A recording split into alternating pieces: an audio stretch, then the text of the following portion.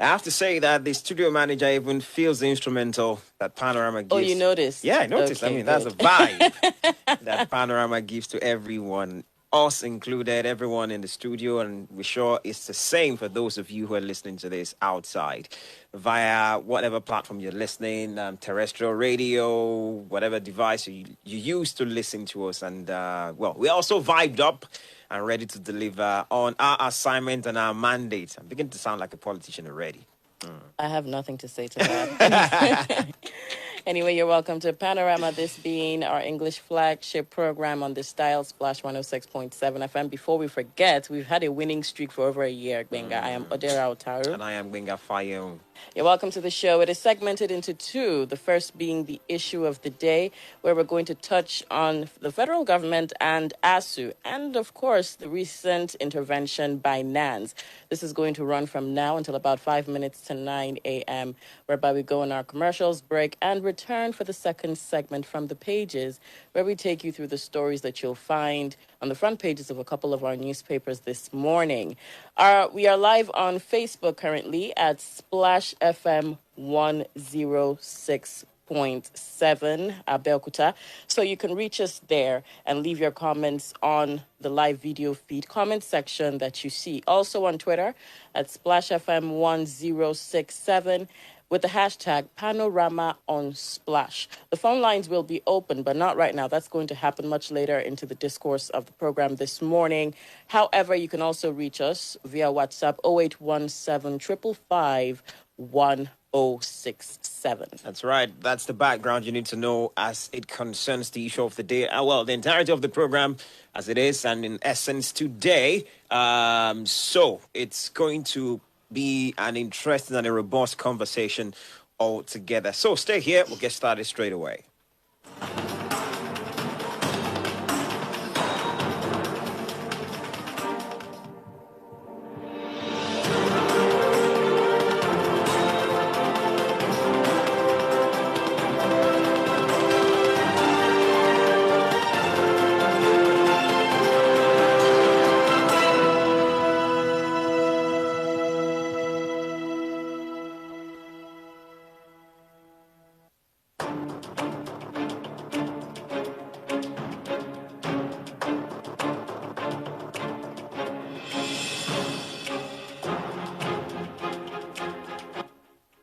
The commencement of the recent indefinite strike by the Academic Staff Union of Universities, ASU, on the 14th of February this year has gone on for over 220 days, making it the second longest running strike by the same union since the return to democracy Since 1999, a 23-year period, there have been 16 ASU strikes, including this one. While the tussle between the federal government and ASU lingers, the major stakeholders, the students, suffer the most.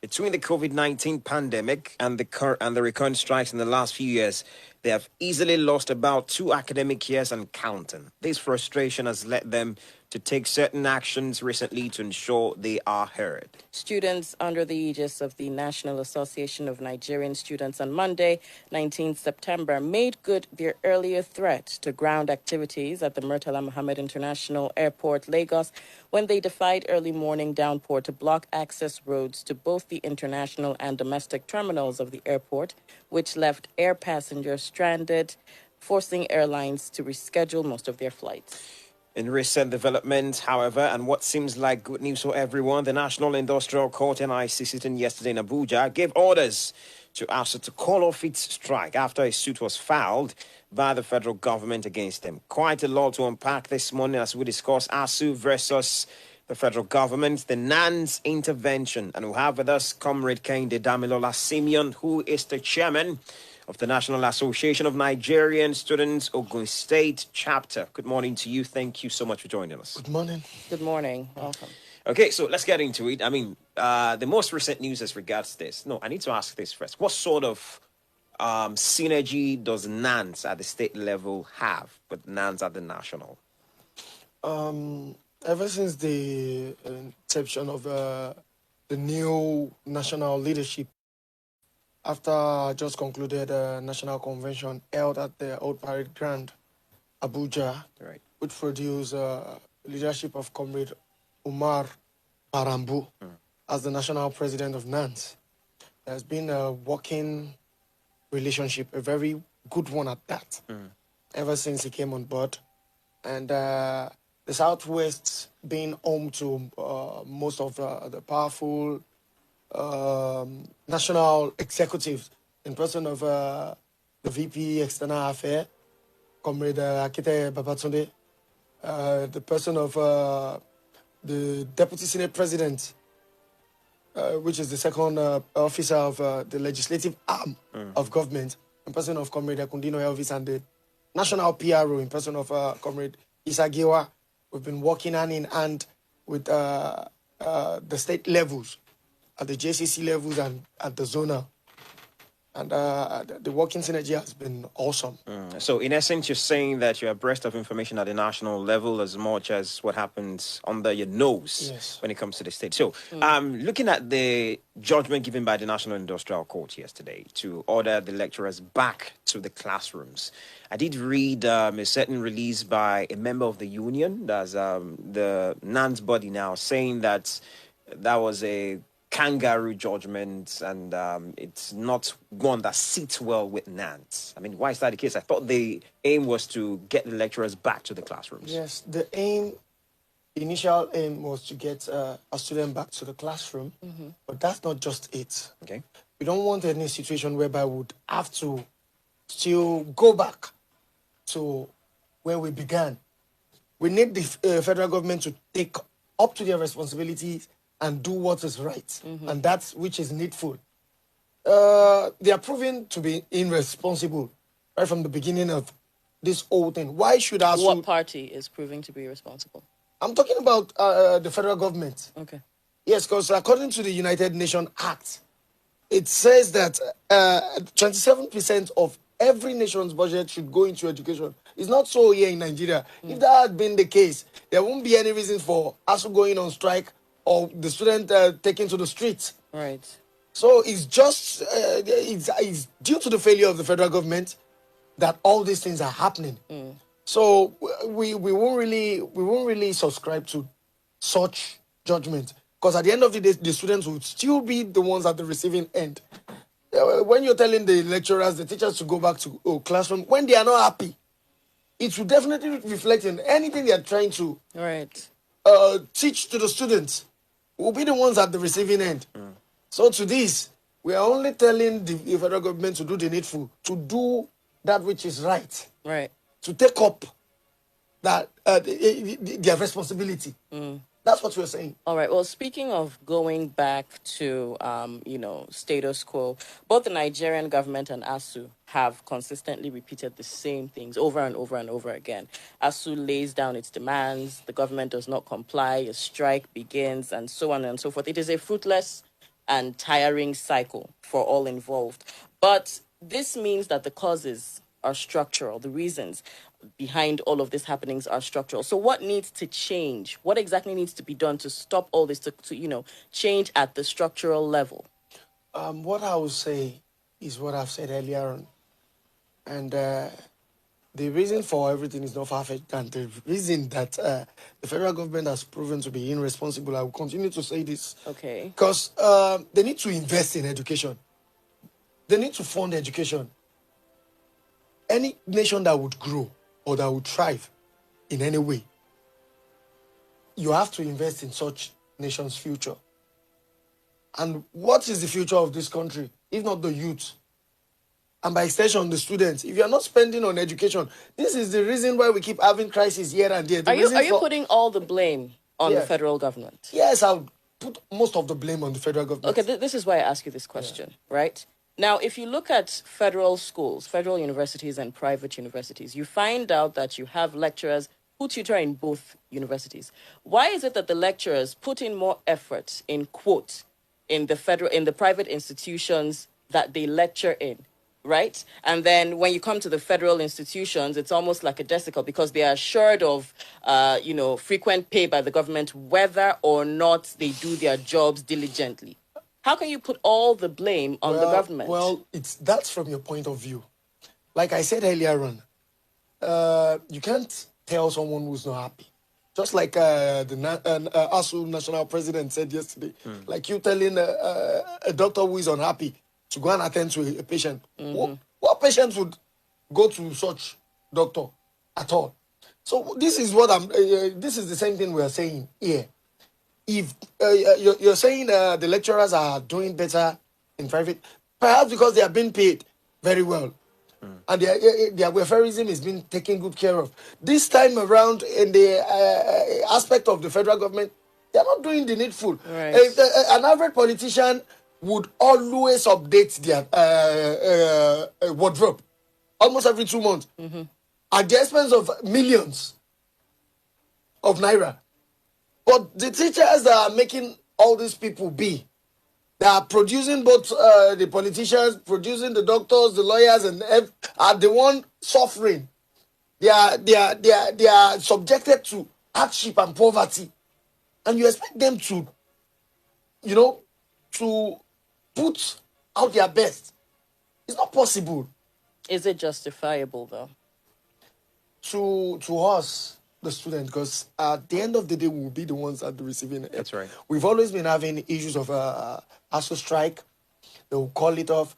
After a few months, we'll go back again. We don't want things like that this time around. The government should attend to those issues that need to be attended to. And they should help Nigeria education. Education is being buried in Nigeria because it's obvious our governments are not concerned and they have no interest in education. And a situation whereby you have no interest in education, definitely nothing is going to work fine in the country. It's going to affect the economy, thereby leading to most of all these insecurity issues here and there. The whole ASU strike has caused a whole lot of things. A whole lot of female students are out there pregnant now. Some of them are into prostitution now. The male are into one or another social vices here and there. It's not because they are not within the four walls of the classroom. Our student needs to go back to school, but even if we will go back to school, the government should do the needful. They should take care of the welfareism of these teachers and by extension, give us good and equipped facilities for us to learn so that we can compete with our counterparts across the globe. Nigerian education is lacking behind. We have a whole lot of bright students here and there, but most of them won't thrive until they leave this country to another country. At least you will see from the international view here and there how our students are doing great out there in diaspora. It's all because they've gotten the opportunity to not only do the theoretical aspects of learning, but practicalize most of the things they are being taught. But it's not so here in Nigeria because we don't even have the facilities. And the ones that are on ground are outdated. Okay, let's look at interventions. I mean, if you take a look at how the program has been tagged, at least for this segment of the show, it's about interventions and NANS is undertaken to sort the impasse between the federal government and the Academic Staff Union of Nigerian Universities, ASU. The strike started on the 14th of February this year. I mean, over 7 months now. And I recall that the first intervention that NANS embarked upon was sometimes in March. I mean, that was about maybe give 2 weeks thereabouts to the start of the current strike. And the Minister of Education staged a walkout on the students at that point in time. And then people have also talked about the recent actions by NANS. My question is, following the walkout that the minister embarked upon at the point in time, I mean, is that the sole reason, or there's even more to the recent actions we're seeing being undertaken by NANS? No, I wouldn't say that's the reason. Okay. And we're just doing what we think we ought to do. The leadership then under Comrade Kehinde, if I was in his shoes, I wouldn't have gone back to even have any other meeting with such arrogant man in person of the minister that walked out on the student leaders. Right. They had come to, have a roundtable discussion towards a way forward of observation that would return the students to the classrooms. But this man was so arrogant and he left them. And but, we are not all equal in individual differences. If I was in the shoes of Sunday Ashefon, I wouldn't have gone back to that meeting. It would have been If that man wants to meet with us later, it would have been at the barricade. It would have been on the streets. It would have been at the protest ground if he has anything to say to us at all.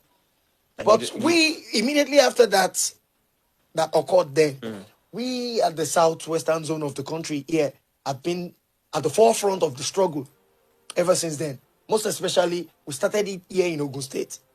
I was the first person that blocked a federal highway, Lagos-Ibadan expressway, with some of my counterparts in the southwest before the rest of our chairmen across board in the southwestern states also joined in suit. Right. And ever since then, we've been doing all we think we ought to do to make these people listen to our plight. But it seems they remain adamant because they do not value education. You think they do not value They do not value education. That's just the point.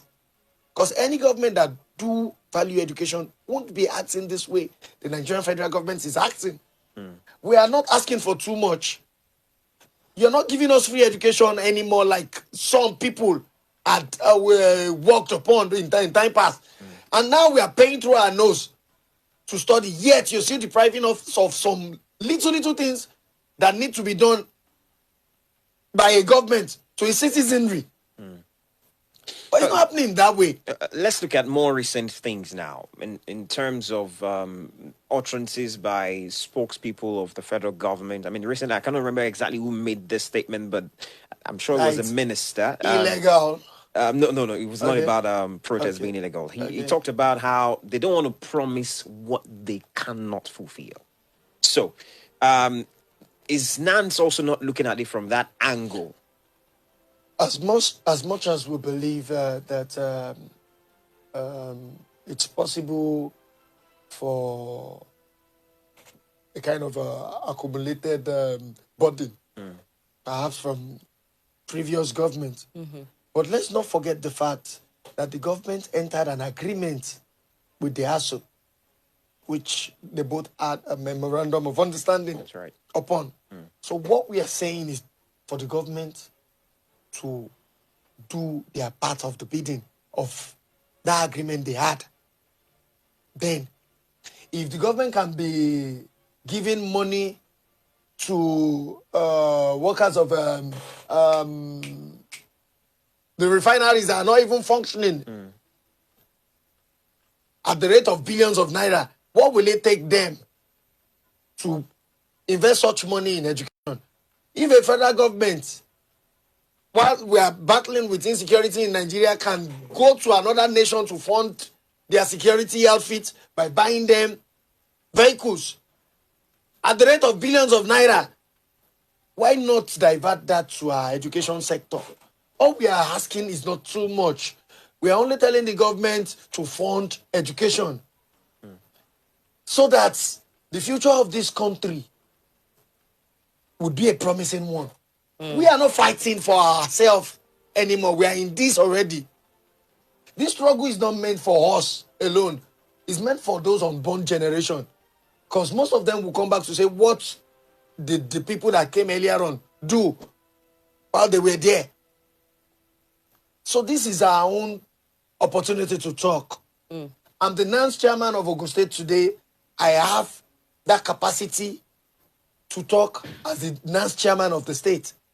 When I'm no more the NANS chairman, I might not have that opportunity anymore. So now that I'm there, I have to do everything within my capacity to make sure I fight for the rights of the teeming Nigerian students that have given me their mandate to be their leader.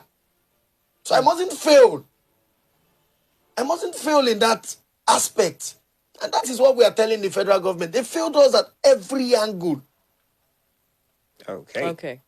Let's look at the future of Nigeria and the quality of university education generally in Nigeria and the importance that has been attached to university education in Nigeria. What quality of life awaits university graduates when you compare that with organizations that demand university certificates to fill in their roles, but then the payment is it's not in any way commensurate by the time you factor in all of the finances, all of the pain, sweat, tears that it takes to actually produce a graduate, the pay is nowhere near commensurate, especially when you find out that these roles can easily be filled by secondary school certificate holders. So what exactly is the future that awaits university graduates in Nigeria? Thank you very much. Just like I said earlier on, the only problem we're having in Nigeria is that the country's economy keeps deteriorating day by day.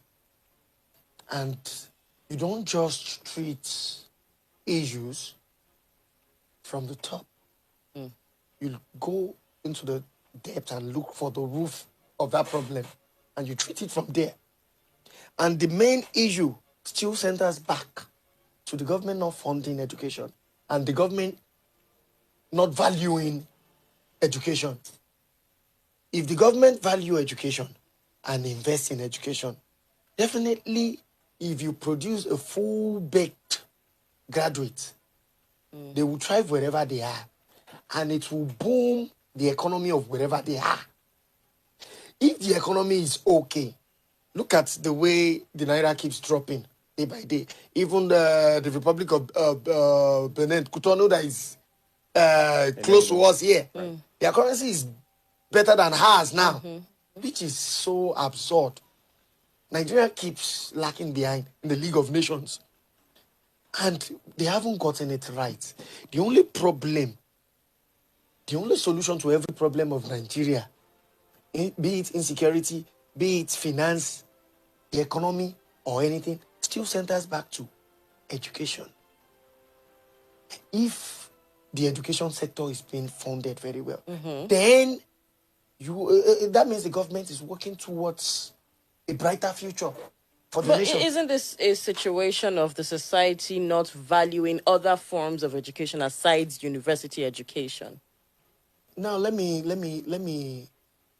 say this, or let me ask this question. Aside university education, what other angle in the education sector, be it the poly, the colleges of education, right, which of these sectors in the education sector are enjoying what they ought to enjoy? Which of these sectors are dishing out what needed to be dished out to our students the right way? When ASU came up with their strike the other time, COASU joined in suit, ASU joined in suit. That is to show you that the education sector in Nigeria is collapsing, and the government is not doing anything about it. This current government have buried education, and now Nigerian students are rising up to save the day. And yet some set of people will say a whole lot of things that is derogatory to those actions we are taking. It is normal for anybody to say anything, but let me just tell you this. On this note, and this time around, nothing shall discourage Nigerian students.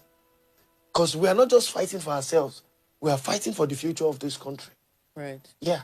Okay, let's take a look at recent actions undertaken by your buddy, the National Association of Nigerian Students. I think it was on the 19th, which was just about last week, Monday or so, that there was the blockage of the Lagos-Ibadan Expressway. And, I mean, a presenter here who does program actually reached out to me and mentioned how it was hellish.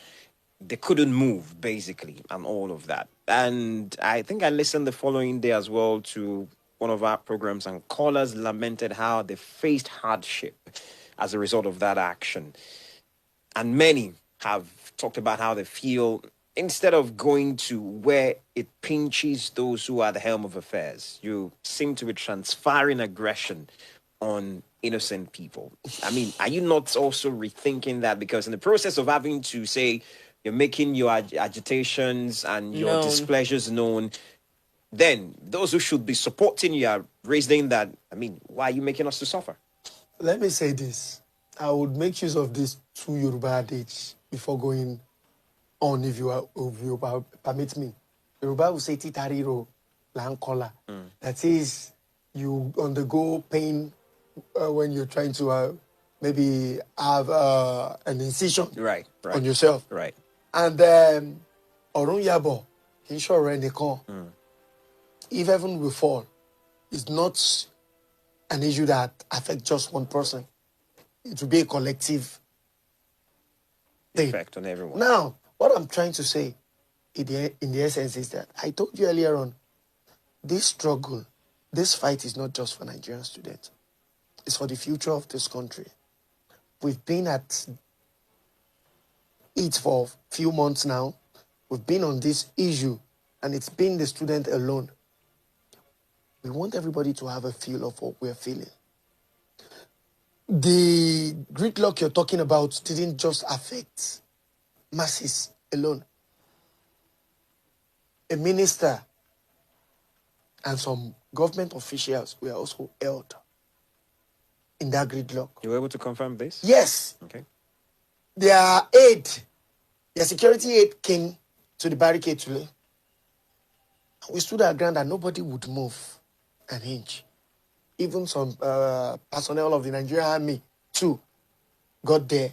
We told them to wait there. We were all there together. That is to show that we are all in this. And if we have to fight for the future of this country, it has to be a collective effort. We are not just fighting for ourselves. If we're saying most of these people are sending their children out there over to study, and you're saying it's the common man that was on the road during the gridlock you're talking about. Right. Yes, we want that common man to share in our plight. You feel the common man has the wherewithal to actually make his grievances known or her grievances known? I don't get... Do you feel the common man has the wherewithal to say, I'm dissatisfied with the way education is going, then I can maybe approach the president or the governor or someone? My brother, not until everybody rise up to this struggle and sees it as a collective struggle. And that is not just centered on Nigerian students alone. Not until then are we going to register true success in this struggle.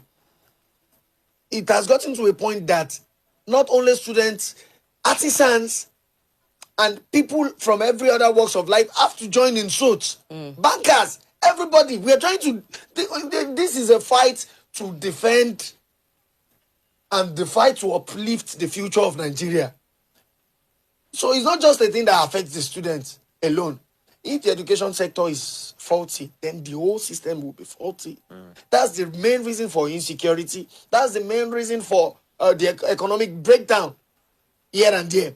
That's the main reason for all these social vices happening here and there across the nation. The government has failed us. We have to collectively make them realize that was our own way of making the government hear our voice. Because no how, a whole lot of people, it's a federal highway. Right. A whole lot of people going for their daily businesses, apart from those that own private business, a whole lot of federal workers will be affected by that also. And when the boss called, where are you? Or why were you not? It was because of the gridlock. Yeah, but when you look at the amount of people compared to the rest of the general public, does it not seem unfair? Well, like I said earlier on, that is how it would look at the initial stage. But when we get the results we want, everybody would come back to hail Nigerian students as heroes of democracy. It has always been like that in time past. The Nigerian students have been at the forefront of fighting for the right of the people of this nation right back from the days of the military administration. Yeah, if not for the struggles being led by Nigerian students, a whole lot of Nigerian student leaders lost their life during the Sani Abacha administration. If not for those sacrifices being made then, we won't be enjoying the democracy we're enjoying today. So if the masses are not seeing it from the angle that this is a collective struggle, there is something we all have to contribute our quota into, then it's quite unfortunate.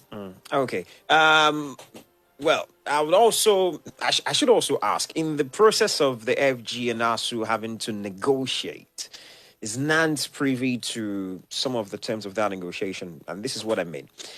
Recently, the FG came out to say they've met about 80% of ASU's demands, which ASU also came out to say which ASU came out to refute that. I mean, we've not seen anything, and so we don't understand what the FG is saying. And so it's beginning to look as though who is lying in the two parties. Is NANS privy to such negotiations? Yes, I won't say we're not being carried along with most of, because we keep meeting with the ASU and those we need to reach out to within the government. But I won't lie to you, what ASU is fighting for is not just for their own personal benefit. They are not just calling for their welfareism alone. It extends to Nigerian students. The government should give us structures. The government should give us gadgets to study with. The government should give us facilities that would aid education. And the government should tend to the welfareism of these lecturers. Like I said earlier on, if a politician can be enjoying some, certain benefits. Right. I don't see reasons why teachers who made such politicians and other people from other walks of life should wallow in poverty. The government should stand up to their responsibility. ASU is only doing what they ought to do. Not only to survive, but also to give adequate teaching to the students.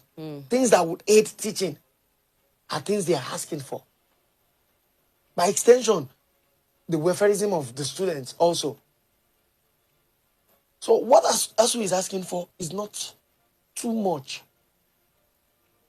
Though I'm also using this medium to call on ASU to please try and be reasonable to some certain extent also, but not to the detriment of the students or something that would lead us back to ASU strike in a few months' time.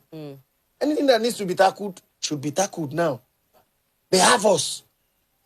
The Nigerian students won't stand down until the government does what is needful. Okay. I understand that lots of people have questions either on WhatsApp, on Twitter, as well as Facebook, so we'll get to them straight away so we can have the chairman of the National Association of Nigerian Student, Ogun State Chapter, answer them before it's 5 minutes to 9 a.m. Do we start with WhatsApp? All right, let's start with WhatsApp from Dr. Okoye Shegun from Isolu Community. Forcing the academia back to the classroom is suicidal and tantamount to insensitivity of the reality of the situation by the federal government.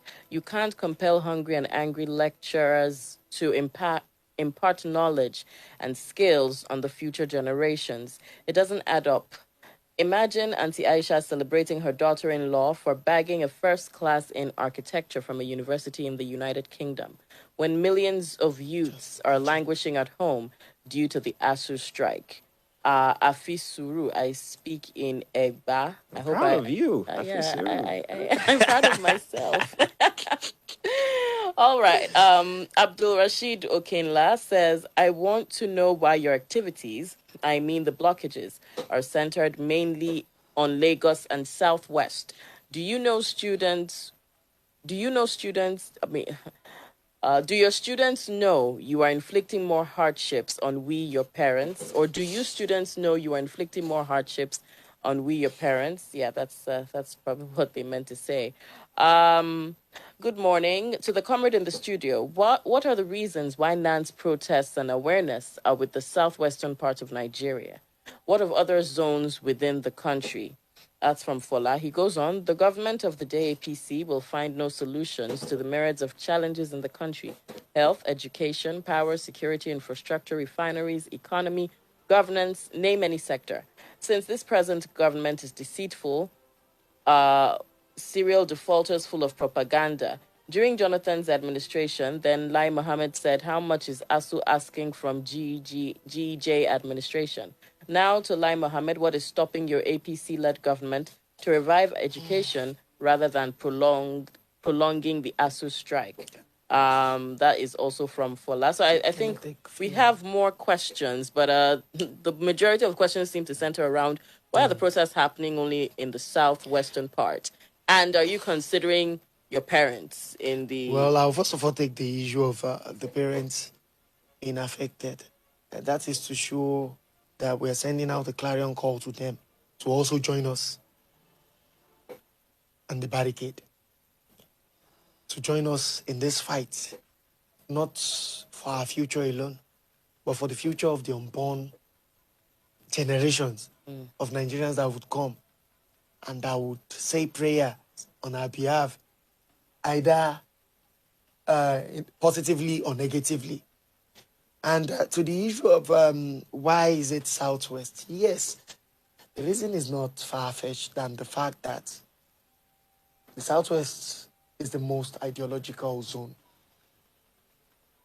Really? Not only in NANS, yes. Okay. Yes, in the country. In terms of education, in terms of human rights activism. The first president of NANS, before it became NANS, National Union of Nigerian Student. Talking of Comrade Kehinde Damilola Luther, is from Ogun State. And looking back at history, it has always been that way. Because I won't say other zones are not that vibrant or are not versatile. But the Southwest has always been known to be a no-nonsense zone. And we've always said that it's the mouthpiece of not just every other zone, but the whole nation as a whole. So it's not surprising that people are saying it from that angle. So the Southwestern zone has always been an ideological zone with equipped and ideological balanced comrades. So you're saying that it's reasonable to some degree that the struggle is happening more in the Southwest than other regions. Yes. And so the people of Southwest should feel the pinch more than other regions. No. Okay. That's not what I'm saying. Okay. We are doing this because this is our region, this is our zone. And I can only speak for my zone. I can speak for where I belong. That is why I said the Southwest is the most ideological zone. If other zones deems it fit or thinks ideologically they are balanced or they've seen a reason for them to also do the same, they'll follow in suit. But does this not, seem like there isn't any uniformity between the NANS bodies of different zones? Well, I wouldn't say that. In time past, we Were other zones aware of your, yeah, the whole intending world, action? the whole are intending. Before it took place? In NANS, we have the national leadership. We have the zonal leadership. We have the state leadership before the union presidents. Okay. The different institutions. Yes, right. of different institutions. So the outgone administration of NANS made us suffer a whole lot of things because they failed to some certain extent. I wouldn't want to go into details. Okay. And like we all know, it was one bashing to another from the masses about NANS. Then, apart from the issue of the then president having some kind of don't let me go too much into that. Okay. So now we have a new leadership, and like I said, what we're doing in our zone, we have people from the national leadership. We have national ESCOs that are also with us, which means the presidency of NANS is also fully involved. Okay. Yeah. And whatever we think as a zone, we have the power and capacity to do what we think is right as a zone. Okay. Well, lots of calls have been coming through. I'm sure people want to be a part of this, so let's take a few. Let's take this last comment on WhatsApp so we know we're done with WhatsApp for now. Good morning to the guests. The education system of Nigeria has been in jeopardy since some years back. It didn't start now. I know of a university in Ogun State that gave the overall best student 5,000 naira as compensation, while someone was busy spending millions of naira on overall best person in immorality. Help us to ask our leaders if this is how those leaders then handled the education sector. On the NANS side, I can't blame them for any actions they have taken. If our fathers have failed in telling our leaders to do the right thing, they should also suffer for it as well. Education has now become an abomination in Nigeria. Hello, Shanua. He goes on, but I cannot. I can't finish. The Lauren Shanua is pretty enough. Let me take this on Twitter, and then we'll get to the phone lines. Just this one, and read the rest much later. Gola Oladimeji Philip says, "Tell that NANS to stop using the word fight. It is wrong. His excuse of focusing on Southwest for the road blockage is watery. Is the NANS president from the Southwest? If he is claiming that Southwest is the most ideological when it comes to suffering, that's a question. So let's get to the phone lines straight away. Good morning. Thanks for calling. Hello. Oh, I'm sorry. Hello. Yes. Hello. Good morning. Yes. Hello. We can hear Good you. morning. Good morning, Benga. Good morning to you. Yeah, my name is Ademola. Ademola, please go on. Let me come to a student in Nigeria for their conduct so far. Ademola, can you hear me, Ademola? Hello. Hello. Yeah, I can hear you. Okay, please go on. Yeah. I want to come you and the entire students in Nigeria. I want in Nigeria not to look at the struggle by the students as I know that some states and some other states are also on the struggle. You cannot expect everybody time. Some people will so we should not look at it. It's not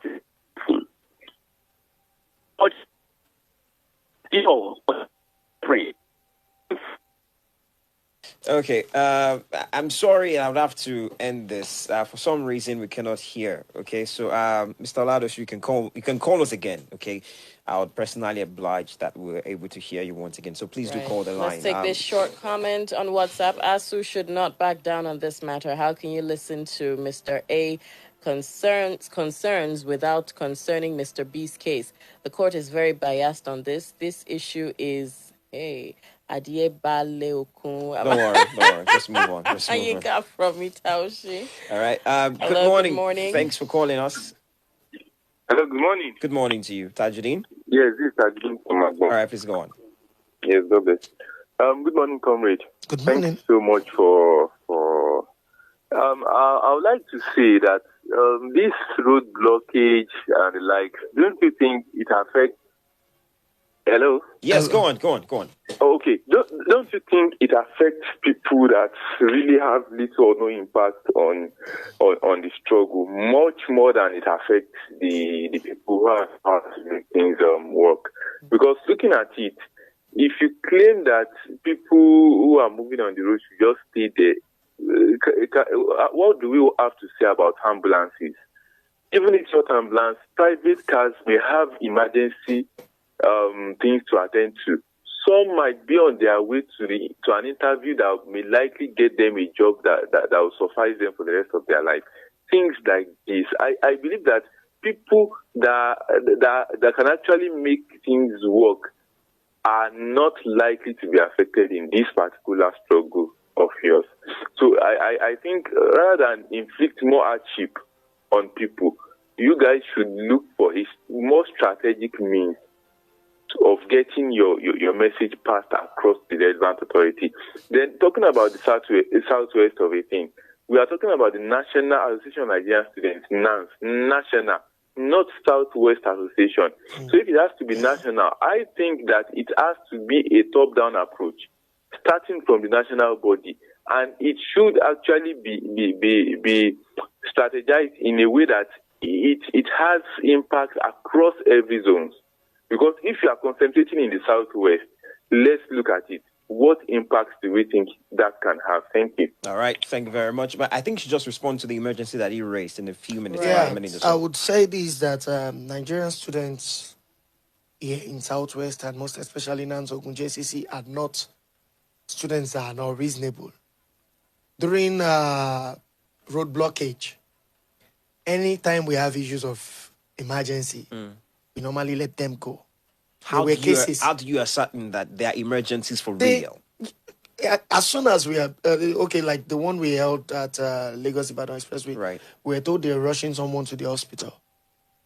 And some of our comrades went there to confirm. And we ourselves paved way and made way for them, right from the middle of that gridlock, till they were able to find their way to the hospital. Many cases, not just one. There was an issue of one old woman that they were like, she's like suffocating. There's Breathing no easy- problems. We had to let her go because we don't want any situation whereby we're trying to serve the interests of the people and at the same time we're inflicting pains. So all we're trying to do is to make the federal government see reasons with us and make our people join in suit. Okay, let's get back to the phone lines. Hi, good morning. Thanks for calling us. Good morning, Nicholas. Nicholas, Good go on. morning, Nicholas. Yeah, Lenga and Deva, you have done your job by asking good questions. And comrade, you have done your job too by being a comrade. Thank you. Comrade, let me just say this Okay. quietly. Everywhere human beings are, they are ideology. Yeah. And I don't know if you know of the Aba Women's Riot in 1929. Yeah. Yeah, that riot took place 20 years before Fumlayo organized a riot in Egbaland here. Yes. So it depends on what you want, what you call ideology, and how much you know of the history of the country. Okay. In fact, beyond 1929, in 1809, some people in the East resisted slavery in America. It was called the Igbo Landing in a place called Georgia, St. Simon's Island. They all chose mass suicide than to choose perpetual bondage. That's just for the record, and you can verify that. Deborah, yesterday, Benga, Yes. yesterday, Uche called Yes. and told you it is easier for you to interview Atiku. And you used the word enlightenment in responding to him. And you spoke about town hall meeting. Yes, I did. Across all campuses, there are Nigerians who benefit from campuses, either as restaurant owners, photographers, designers. There is no, from Ojebe to Zaria, there is no university environment that Nigerians don't benefit from private campus directly or indirectly. So this struggle, we shouldn't be thinking of ambulances now or a monarch held in a go-slow or somebody trying to travel to London. During the pandemic, we were all at home for 1 year. Where are we all rushing to? This is the bedrock of our future. A nation that jokes with the education of our youth is joking with our future. So we should all share a little burden for us to get ahead. And Congress, it should bother us that it appears it's only in the West. Because as injustice to one, as injustice to all. Yes. So not every sector should be involved, not just in Ibadan and Lagos. Thank you very All much. right, Nicholas. Thank And you. let me just conclude, please. Okay. Please. A society which jokes with excellence in plumbing, because it's a humble activity, and tolerates shoddiness in philosophy, because it appears abstract, we neither have pipes that can hold water or have watertight philosophies. And it's dangerous for all. Have a nice day. Thanks a lot for Thank calling you us. very We much, appreciate you. Nicholas. Can I say something? Yeah. In 30 seconds, if we can. Yeah, at first I would talk about the issue of, I'm not trying to be tribalistic here. I'm talking about NANS as a whole. Okay. That's the belief. The Southwest Zone is always called the ideological zone in NANS. That is one. Secondly, the issue of the barricades is not only on the road. The last one we held was at the airport. That's right. You can see on your TV screens a whole lot of white people carrying their bags. That is to give the federal government an international embarrassment so that the international community will see what we're going through in Nigeria. So we're trying to pass that message to the world. So it's not as if we're centered on some particular set of people. No. We're talking about the generality of Nigerians. Okay. Yes. Let's get two more phone calls. Let's take this. My bias. Hi, good morning. Hello, good morning. Yes, sir. Ola Anima Shawin is the name calling from Abeokuta. Thanks a lot for calling us, you sir. tried your best possible. Thank you very But much. if you look at the preponderance of opinion, I am an activist as well, right from the university. Okay. We used to have a principle we call PC cube. Okay. You seem to be operating on C cube now, consultation, and confrontation as an extreme. But the first P seems to be missing, which encompasses persuasion in terms of what you want to do and how you want to go about it. If you look at the preponderance of opinion since the blockade, you discover that people have been saying it appears you are targeting soft targets, whereas you are supposed to hit your enemy without any quotation below the belt. Now, the support base appears to be eroding if you look at the aggregated opinion now, for the fact that you are not going to the enemy's domain. You are making it look sectional. And bravery demands that Abuja should be heated the most. We've seen pro-democracy activists operate at Abuja. It is not as if Abuja is not accessible, except if you are telling me there is no unanimity of purpose among the NANS nationally. That is where the problem is now. You've got to convince us that this is not a sectional agitation. And you need to, we are with you. It is not the problem of what, but how you are going about it. That is the challenge you are having. Go to the presidency, the National Assembly, the Radio Nigeria, the television station NTA Abuja, go to the Ministry of Labor and Productivity, go to the other one, what do you call it? Ministry of Education? The Ministry of Education and all the rest, instead of, we are with you. That is the mistake you are making. We are with you. But if what you are looking for is spontaneity in this instance, it may not easily work the way you are looking at it. Get to Abuja and let's see the wonders that will happen with bravery. That is the point.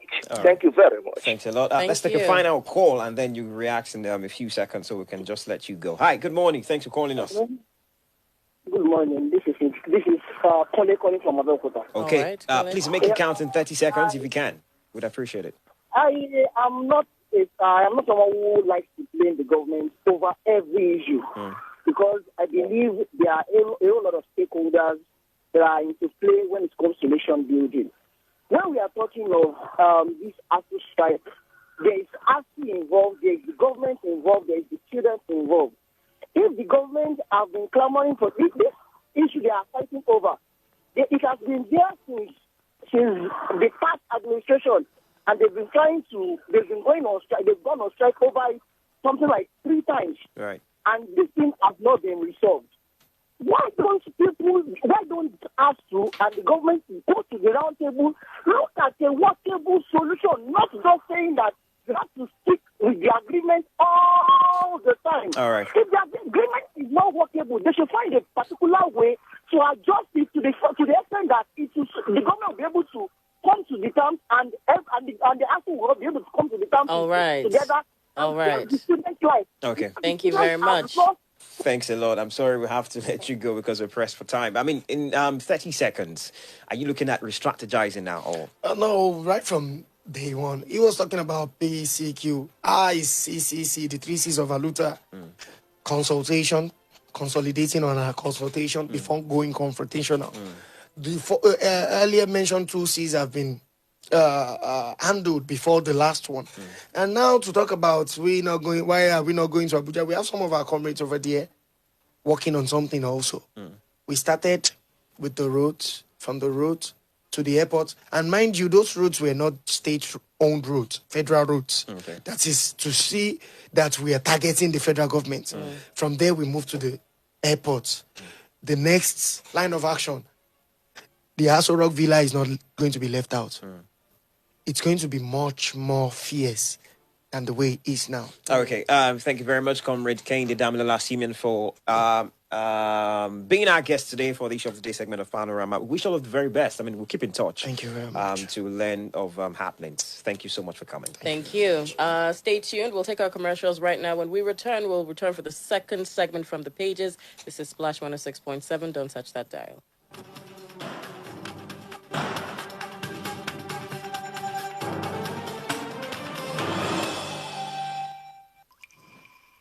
Don't dare touch that dial. It's Splash, your integrity station.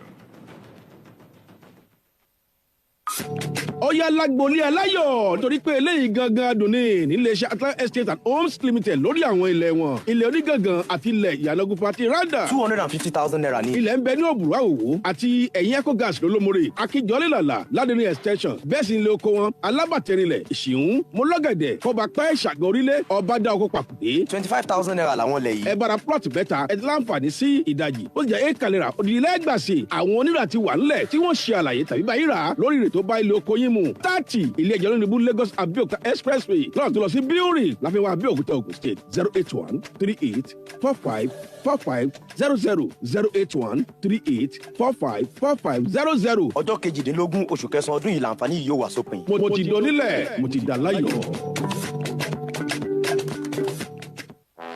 Honey, must you go? Babe, you know I must. Besides, you can always video call me. Hey, what if your battery runs out? I've got my power bank. Hey, and when your power bank runs out? Babe, I've got my laptop. Okay, wait. What if your data runs out? Babe, you know we never run out of data. Never run out of data with Airtel Home Broadband Unlimited Ultra plans. Enjoy unlimited data with no speed cap plus extra data daily, so you never have to worry about running out. Visit www.airtel.com.ng/HBB to get started. Babe, but I just left the house. Yes, honey. It's video calling all the way. Airtel, the smartphone network. Gbogbo ọ̀nà Irene níléeṣẹ́ àgbájọ Homes and Property Nigeria Limited àwọn ilẹ̀ wọn kọjá bẹ́ẹ̀ kẹ̀tíkẹ̀tí ló ń tà torí pé ó pọ̀ ju owó rẹ̀ lọ. Ilẹ̀ ìbára orílẹ̀ Kọ́pàpẹ́ Àgbòdo 200,000 ní tẹ́lẹ̀ báyìí lórí promo wọn 100,000 lẹ́sàn. Tẹ́sí mọ̀ pé iléeṣẹ́ àgbájọ kò ní jẹ́ ta ilẹ̀ inú igbó láéláé. Ilẹ̀ ń bẹ ní Ìdíòrì Onígangan Òṣèlẹ̀ Kọ́pàpẹ́ Ṣòdẹ̀kẹ̀tìtò bẹ́ẹ̀ sì nílé oko wọn Igbóọrà ìbára orílẹ̀ Ọ̀pẹ́jì 30,000 ní plọ̀tì kan bẹ́ẹ̀ bára plọ̀tì mẹ́ta ẹ gba ìdajì sí ó sì jẹ́ ékalẹ́ra odidi lẹ́gbà sí táwọn tí ó bá yín gbìnrín oko yín sì wà nílẹ̀ àwọn kan náà ni wọ́n bá yín tà á 39 NTA Road Ọgbẹ́ Abẹ́òkúta 07044648338 07044648338 ẹ jẹ́ ká gbé ìgbésẹ̀ àtẹ̀mí àti àwọn ìsìnkú kú. Ọgbọ̀n ọjọ́ oṣù kẹsàn-án làǹfààní yìí ó parí o. Children have lots of talents and they find expression in various ways. One of them is an oratory contest and debate competition. Splash FM 106.7 presents another inter-secondary schools debate competition. Come experience the pure joy of seeing children from various schools battle it out for the ultimate prize. Preliminary rounds start on Monday, 26th September 2022 through Thursday, 29th September 2022. The battle for the grand prize is slated for Saturday, 1st of October 2022, Nigeria's 62nd Independence Day. For sponsorships, collaboration, and inquiries, please call 0813 674 2839 or 0803 651 9212. ọ̀pọ̀ ló ti jàǹfààní àìlóǹkà ènìyàn ló ń jàǹfààní lọ́wọ́lọ́wọ́ tó o bá fẹ́ wà nínú àwọn ọ̀gọ̀ọ̀rọ̀ tó sì máa jàǹfààní nínú òwò igi ọ̀pẹ èyí tó wà nílẹ̀ tí iléeṣẹ́ First January Agro Investment Limited ti pèsè fún àwọn ènìyàn tí wọ́n ronú ọjọ́ ọ̀la wọn. Igi ọ̀pẹ nìkan ńlá fẹ́ gbìn fún gbogbo ẹni tó bá ti ṣe tán láti pète ọjọ́ ọ̀la tó dáa. Ìdókòwò nígi ọ̀pẹ gbígbìn jẹ́ 1 million naira ńlẹ́ fi máa ra ilẹ̀ éèkà kan tẹ́ ẹ tún máa ní igi ọ̀pẹ 60 lórí ẹ̀. Ẹ ó máa gba èrè ìdá 5% ìyẹn 5% 10% lórí owó tẹ́ ẹ fi ra ilẹ̀ oko yín. Igi ọ̀pẹ yìí ó lè mú epo tó tó 750 litres jáde lọ́dọọdún fún odindi ọdún 5 tó bá ti wá di ọdún kẹfà. Ẹ̀yin fúnra yín lẹ́wàá gba oko yín tòun ti igi ọ̀pẹ 60 tó wà lórí ẹ̀. 1 million naira ní ilẹ̀ éka kan o tí ẹ ó sì ní igi ọ̀pẹ 60 ìyẹn 60 tó máa jẹ́ àjẹmọ́nú yín oúnjẹ àjẹdálẹ̀ yín. Ìparí oṣù September ńláǹfààní yóò dópin Ansarudeen House Pepsi Quarry Road Lábẹ́òkúta pé 08165646535. Splash FM 106.7. Panorama. Panorama. Panorama. Panorama. Panorama. Panorama on Splash 106.7 FM.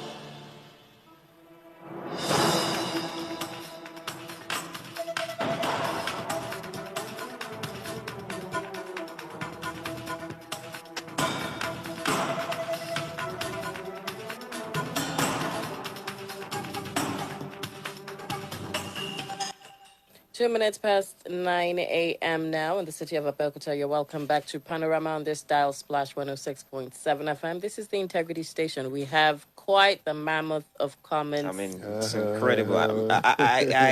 Well, I knew it was going to generate this much uproar, but I mean, maybe not this much. It's generated a whole lot. So. All right, let's take what we can from the WhatsApp section. It is quite unfortunate. Like he said, the struggle is for all Nigerians to engage in, because I have seen where citizens of a particular country held protests just because of prices of a loaf of bread. In as much as Nigerians are not happy with the reality of what is happening in Nigeria today in the areas of economy, security, education, etc., all hands must be on deck. A nation that pays our National Assembly, who are doing nothing or little on a first-line charge, must be able to fund education and other sectors to better Nigerians. That's from Surakat Abdul Hamid. Goes on to say, thank you so much, Mr. Nicholas. I love your sense of understanding. We have this, why do we try to politicize and sectionalize all attempts to sanitize this country? Of the 192 officially recognized nations, are we happy? It appears the devil chose Nigeria as her earthly guest room. That's from Nicholas. We have this from Dr. Olugbenga Ologbon. Why have we as parents, the working class, the yellow jazz, the artisans, etc., decided to remain complacent of this issue of the federal government and ASU feud as if we are less concerned? The students, being the future of this nation, have gone all out to take their fate in their hands. And if the elders have chosen to sit down and look, should we keep blaming the youths? Tell me where this federal government has been trustworthy with promises and agreements. Was it last week that the government spoke of raiding the ESTA codes of government officials? I think that's what we have on our WhatsApp. Okay, I think we've successfully cleared WhatsApp now. Okay, so Facebook and Twitter is up next. Wish me luck as I get started. Good luck. Here's the first one, Don Skipper Hernandez, who says, good morning, Mr. Gbenga, and good morning, Miss Odera. Please, I just want to ask, which kind of country is this? Because last month, the son of El Rufai graduated from the UK university, and this month, PMB's relative graduated from a UK university. Like my proverb, okay,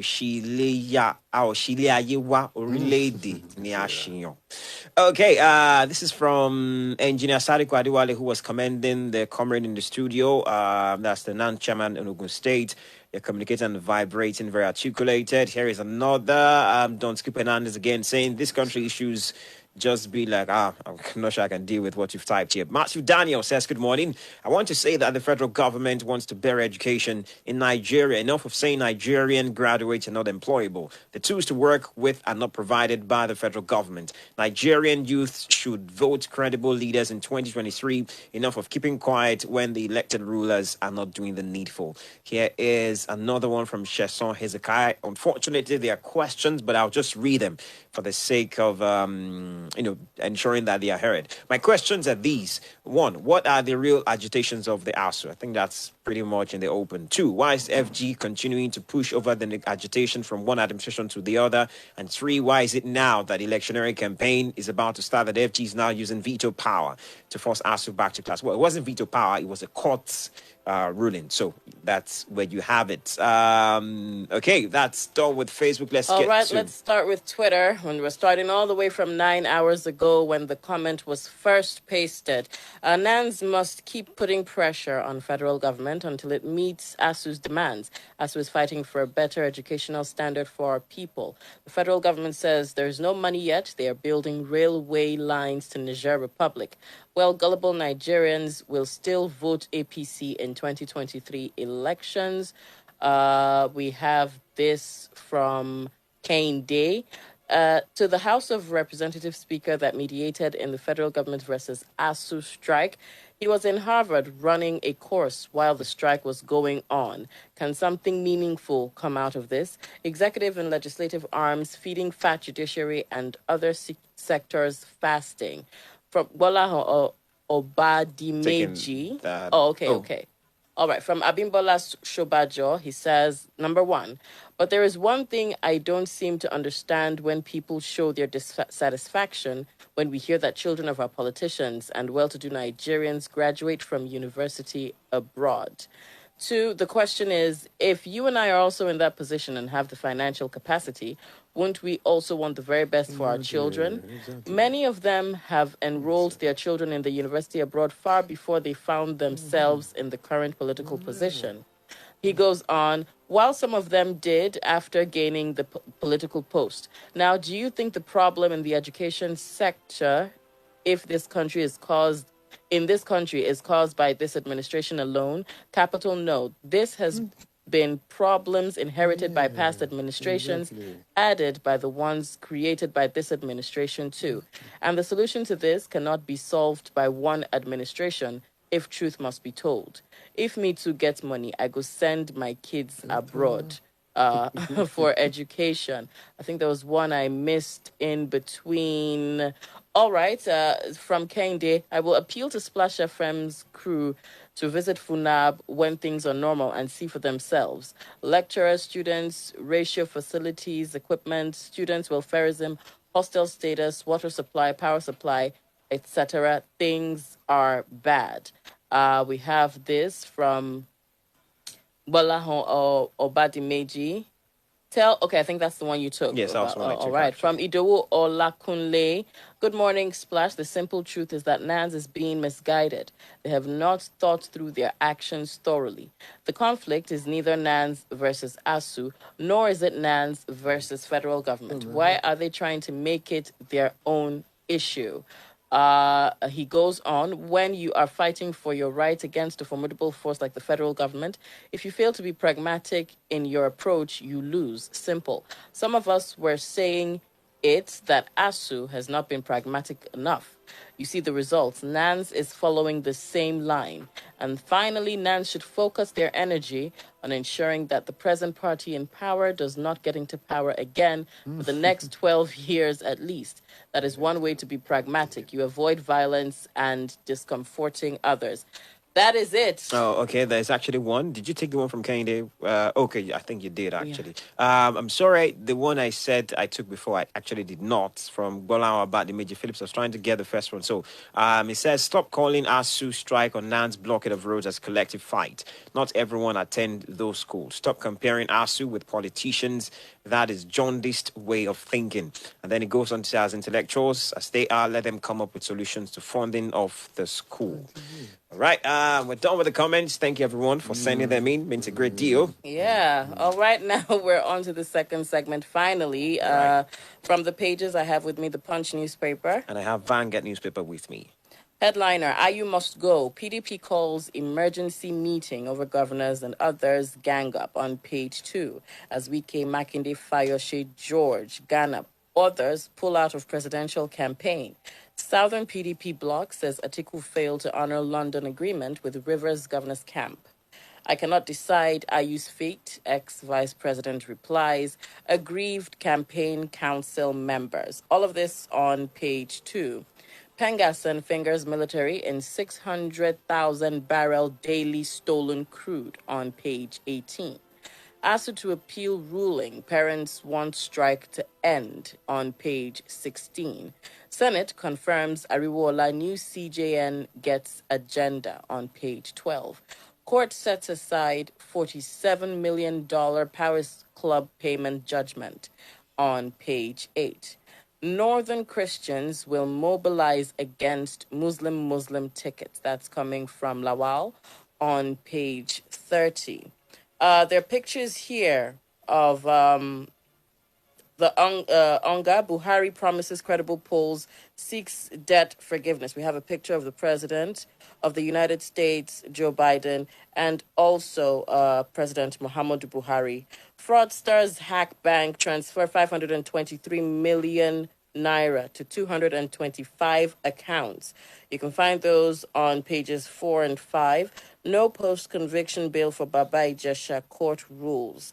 That's on page 12. Hoodlums raid Ogun communities, kill 3, police investigate.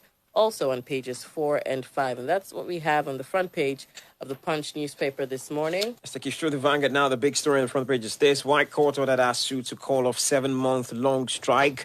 Multiple writers accompany the story. The first one says, ASU to appeal court order on resumption day.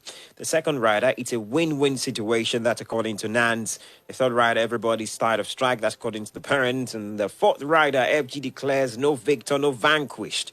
Another writer, which is the final one, to order VCs to reopen varsities, adds it's within ASU's right to appeal. The final of that on page 7 of the paper. Leaked memo, no crisis among Supreme Court justices, that's according to the CJN. You'll find that on page 33 of the paper. Autumn begs UN to pay attention to humanitarian crisis in Benue North Central. You'll find that on page 32. 2023 government won't fund political parties. That's according to Bajabiamina. You'll find that on page 34 of the paper. PDP crisis, I can't force you to resign. Atiku insists. 2 writers, we are out of your campaign council unless you quit. That's according to the Wiki Group. And the writer, a second writer, Bode George, Yang, Ghana, Makinde, Dakwambo, Southwest Group, back Wiki. You'll find all of that on page 5 of the paper. Looks as though there's more trouble in the PDP than there is tranquility. But here's the next story. Obi's manifesto to be released before campaign. That's according to Utomi. You find that on page 8. Saboteurs in Buhari's government, says Kogi Governor Yahaya Bello. You find that on page 35. Buhari at UNGA seeks debt cancellation. You find that on page 8. World Peace Day. Nobody can eliminate any religion in Nigeria. That's according to the Sultan. You find that on page 33. Tinubu stickers, we didn't impose 500 naira levy on tricycles. Lagos government MC Oluomo. You'll find that on page 10. Government businesses lose 10.5 trillion naira to corruption, inefficiency in port. You find that on page 19. Almost murder. Court remand Chinese national gang in prison. You'll find that on page 6. The picture on the front page of the paper is that of the President of the nation, Muhammadu Buhari, delivering Nigeria's national statement at the 77th United Nations General Assembly in New York yesterday. On the back page of the paper, however, we have some sports stories. Friendly against Desert Foxes excites Pesero. Full house in Eagles camp in Constantine. The writer says the team look forward to big clash. Came to wear One Love armband in Qatar to fight discrimination. CAF increases cash prize for Champions League Confederations Cup. Desert Foxes land in Oran. Murphy slams Ateta for giving Waneri debut. And finally, Super Eagles Algeria clash not recognized by FIFA. Those are the stories on the back page of Vanguard. We have with us for this segment of the show, Sir Eddie Aino. Good morning to you, sir. Thanks a lot for coming. Good morning, Benga. Good morning, Adera. Hello, Ade. Great. Let's start off with the PDP. Yeah. Now, the Wiki Group, they've come out to say that they are not going to be part of the campaign of the PDP, which, of course, some will see as a way, or in a way that it affects the presidential candidate Alhaji Atiku Abubakar and all of that. Does that in any way in your own opinion and estimation, hamper the chances of the PDP now that these set of individuals say they don't want to be part of the campaign? Now, let's tie it to 2014, 2015. Recall that the problem then, too, was ideological, and it had to do with rotational presidency. Did not wanted it. And most people in PDP at that point in time decided to form NPDP. That's right. And joined the other legacy parties, to form the APC. And that actually affected the party. And this time again, it's both ideological and it has to do with justice and fairness. To your question, yes, I'm convinced that it's going to affect the party in a way, because look at the personalities in there. You're talking of Dan Kwambo. That's right. You're talking of Jerry Ghana. You're talking of Jono Jang. You're talking of this former governor of Cross River State. Fantastic, fine man. Fine. Not Donald Duke. Donald Duke. You're talking of Fayoshe. You're talking of Wike. You're talking of Makinde. It's incredible. I mean, that number. Look, whichever way you want to look at it, they form a formidable force that can assist the party, and they form a force that can work against the party. Although some people in PDP, especially from South, are saying, don't worry, Wike is just playing to the gallery. We know how to do it for you. But when it comes to politics, it doesn't work that way. Because whichever way you want to look at it, Wike is a formidable force within PDP. He had done so much to stabilize the party. In fact, when Atiku lost in 2019, he traveled, to Dubai. Even again, I think he's there now. So these are the Wike and some others were the people who actually held the party together. And so they have that network. Wike has that network, whichever way you want to look at it. Right. At least even in Rivers State, not to talk of other people that have affiliated with him. Even talk of Olabode George. And what are they saying? In fact, Jonah Jang says something that, look, you can liken this case at the case of how you told a referee, that halted the match midway, and ensured that one party, wins that election. And Olabode George is saying, look, it doesn't work this way. Our party is based on inclusiveness, taking every justice, fairness, and equity. But yes, you have Atiku had picked the presidential candidate slot. Then after that, give it to the South so that at least there can be some measure of cooperation, some measure of inclusiveness, and that's the point. All of them, Django, all of them just mentioned. That's what there's even up to Makinde. But look at Atiku. Atiku is saying, yes, you cannot leave because I'm a Democrat. I'm a Democrat. I believe in the rule of law. You believe in the rule of law. What does your party say? What does the constitution of your party say? Rotational presidency, South, North. And that is the way it's been since 1999. And because of your own ambition, you toppled the entire thing. And sadly, even when you won that presidency, when at the intervention of Tambuwa, you went to grab Tambuwa to embrace him and say, you are the hero of democracy. You are the hero of this election that we have, these primaries. And which shows you have taken aside. And that's what they are saying, that the thing was pre-planned. Definitely it was pre-planned. So it's based on principle. It's based on equity, justice, and all that, and inclusiveness, which is non-existent now. So I believe that whichever way you want to look at it, Atiku, if you look at him, he's somebody that has network across, even up to this Abeokuta. Right. He has network everywhere. Right. But you see, these guys, are pulling the strings now. They have a lot of weight in the party. So I believe it can hurt him. Okay, because I was about to ask that. Do you think this can really hurt his chances? It can hurt him. Okay. All right. Let's move to the story now. Asu, I think your input will also be needed. Asu appealing to appeal ruling and parents wanting the strike ended. I don't know if you listened to the issue of the day, right? Sure. And so I asked a question about this being a structural problem. The endless cycle between the Asu and federal government, dating back to 1999. Now ASU is going to appeal the ruling that has been settled on, was it yesterday? It was yesterday, yeah. By the National Industrial Court, that they have to go back to class. What is going to, what target at the structure, what structural target is actually needed to end this? You know, I mean, and I'm talking about the endless cycle Yeah. of ASU wants demands, they have I demands, can federal understand. government Yeah, not. yeah. Well, it's so sad a situation. You know, because the way it is now, if ASU backpedals, it's going to hurt ASU.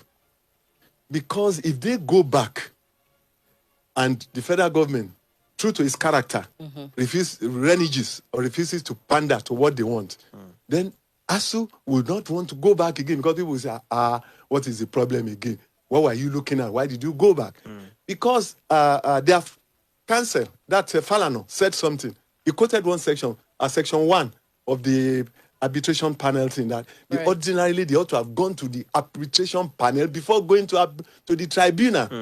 Tribunal is the final court that you have to go to if you want to go when you're talking of arbitration. And that the federal government cleverly dodges going to the arbitration panel. Because the panel is supposed to stable your case and all that. Let's settle it. But if you cannot settle it, then it ends up in the tribunal. So that's very crucial. And I'm sure Parano will have advised them, don't do it.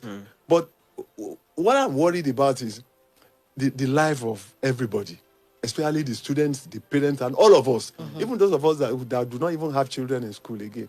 You know, you get worried that how can this set of people, you know, behave like this? That is the federal government in particular. But somebody said, you know, I listened to your tweets, and somebody said something that is very crucial. He said this thing is not the problem of this government alone. And that is true. In fact, this problem started with IBB. IBB was the person who actually spoon-fed, who pampered ASU at that point. And over, whatever they wanted, he gave them. Then the person who took over from him again, they were listening to them and having arrangements and all that. Whereas they knew that at that point in time, we had money. Nigeria had money. But now, the money, maybe it's priority spending. I'm not saying federal government is broke. No. Maybe it's priority spending. They cannot afford it again. Then 2, another tweet there says that the situation we are in this country now, we must restructure our educational policy thing.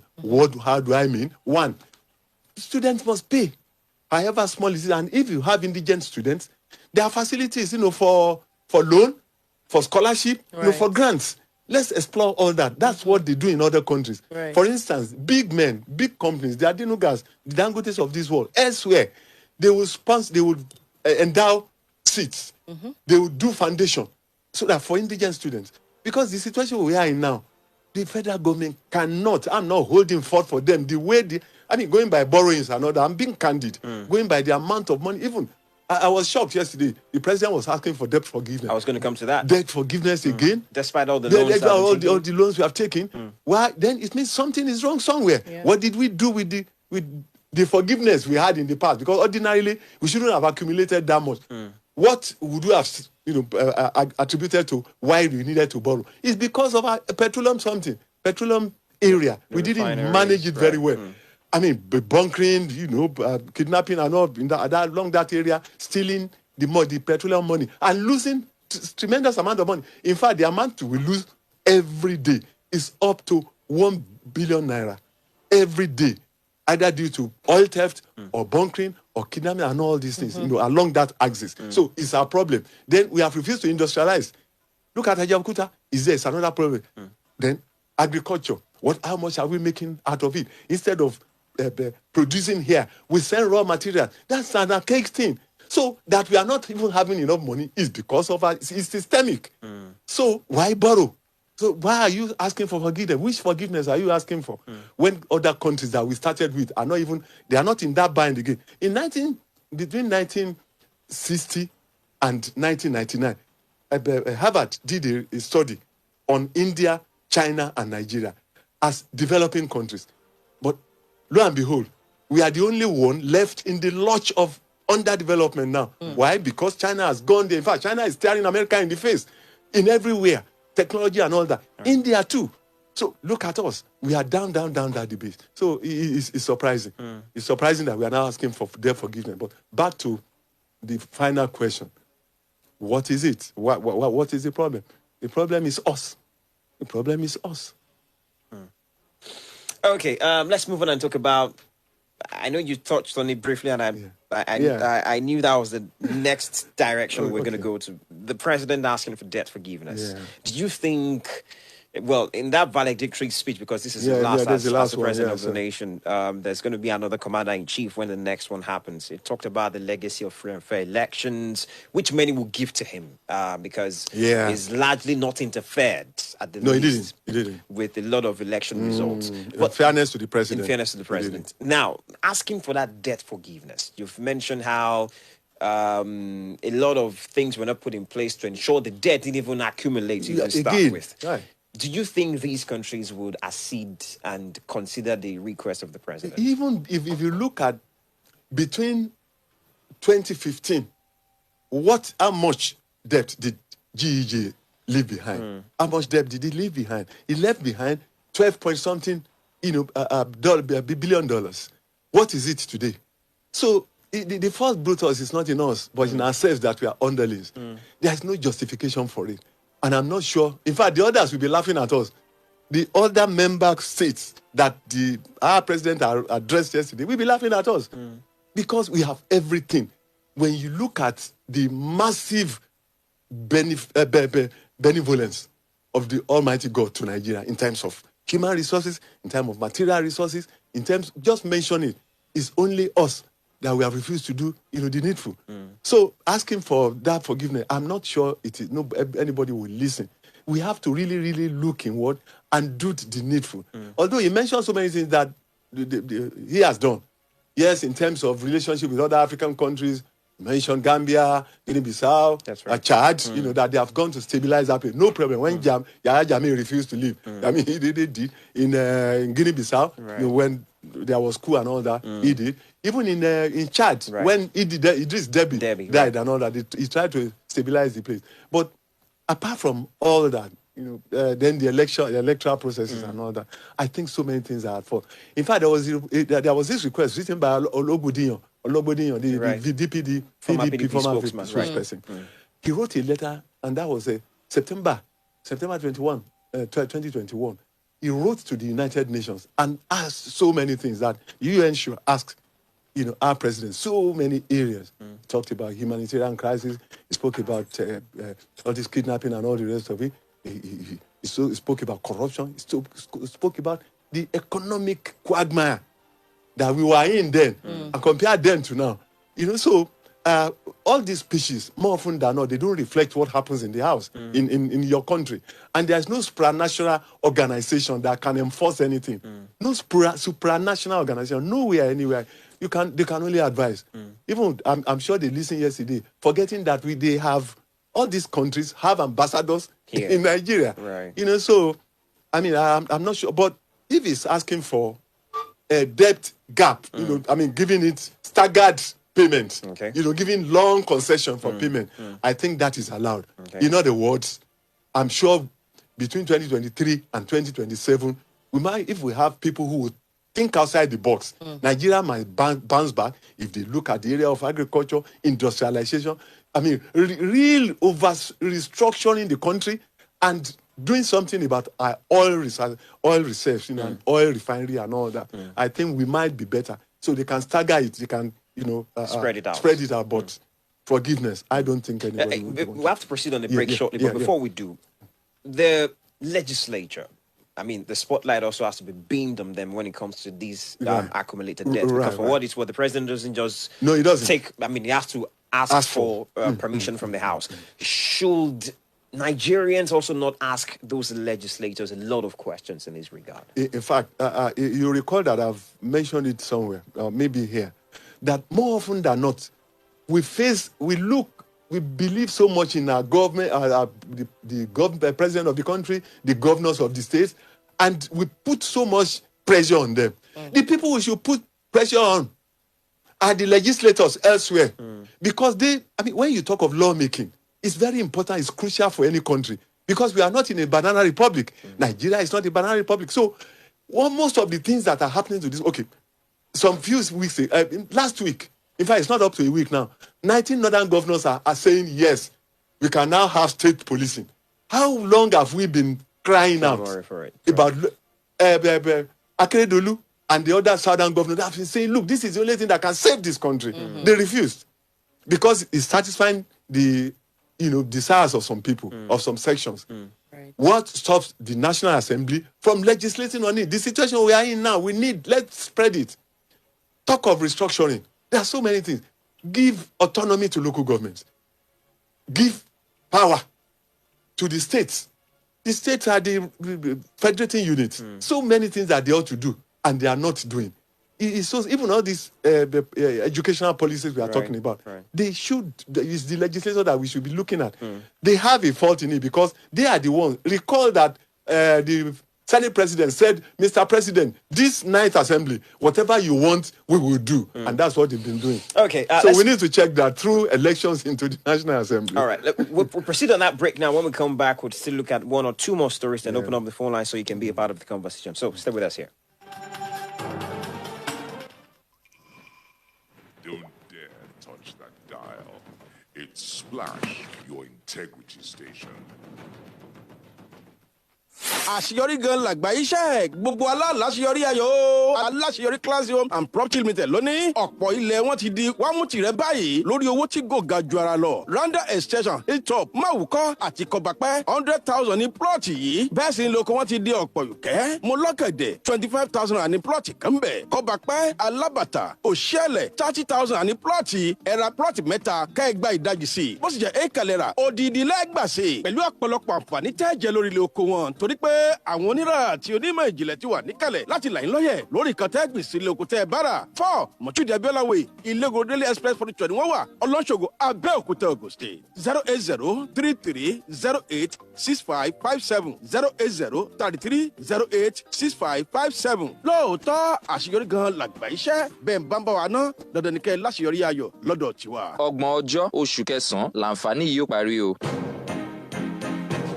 From the north to the south and from the east to the west, the challenges bedeviling this great nation, Nigeria, are enormous. Nigeria's socio-economic and political development is sacrosanct, but to achieve this, all hands must be on deck, both the government and the governed. Join us on the roundtable on this station every Friday by 4:30 p.m. as we get to the business of dissecting the issues and prefer solutions where and when necessary. Join Toby Joseph on the roundtable on Splash 106.7 FM from 4:30 p.m. every Friday. Make it a date.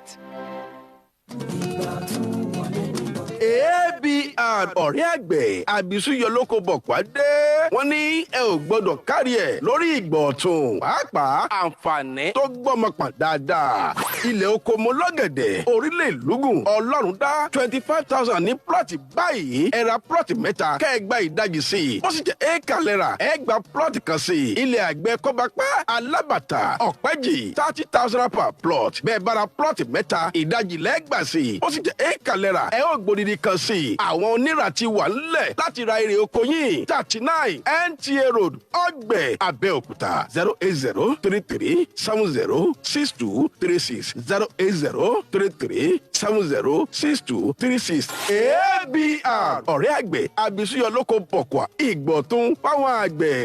ọgbọ̀n ọjọ́ oṣù kẹsàn-án làǹfààní yìí ó parí o. Every better parent dey give them pikin quality education to get knowledge and wisdom wey tanda. Ìdí rèé tí gbogbo òbí ṣe mú àwọn ọmọ wọn lọ sí Wisdom Academy fún ojúlówó ẹ̀kọ́ tó perégedé. Children schooling at Wisdom Academy are the pride of their parents. At Wisdom Academy, we offer quality and affordable crèche, nursery and primary education. Our vision is to raise a new generation of God-fearing leaders through Christ-centered educational curriculum. Wisdom Academy is situated at 15 Presidential Boulevard by Kuto Flyover, Abeokuta, Ogun State. Admission is ongoing with special discount offer to the first 50 pupils and family with at least 3 children enrolled with us. Bring your child to enjoy the services of our dedicated staff, conducive learning environment, well-equipped library, amongst other world-class facilities. Àǹfààní yìí yóò dópin ní Friday, October 30. Fún àlàyé síwájú sí ẹ pè 0803-346-5083 tàbí 0703-543-2118. Wisdom Academy, Christ's wisdom for knowledge and understanding. Bẹ́ẹ̀ni,